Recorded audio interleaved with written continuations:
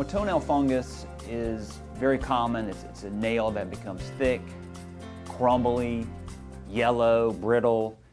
It's not really cosmetically appealing. Fungus is still difficult to treat. It's very difficult to treat. It's important if you have that kind of toenail and you really want to treat it, is to find out what it is. A thick toenail can be also just from micro trauma. A lot of athletes who have been in sports, they've had weights drop on their foot, or soccer players who kick the ball wide and they damage the front of their toes. A lot of runners who are running marathons will get blood underneath the nails, and that makes the nail thicker. So I think the most important thing is finding out, is it a fungus? Is it micro trauma? Is it blood underneath the nail? What type of fungus it is. And what we do is usually take a biopsy. We'll take a nail clip-ins, we'll send it off. We'll get a report back, usually about 2 or 3 weeks, and it really will help with what the best treatment, how to direct this treatment.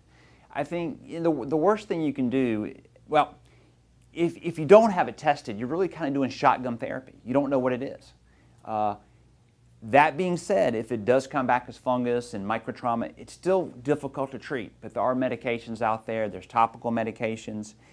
There's some pills by mouth you can take. Lamisil, it's generic, it's not expensive anymore. So yeah, I mean there's lasers and things that we can still do. Still a difficult problem we have, but it's not a life-threatening thing.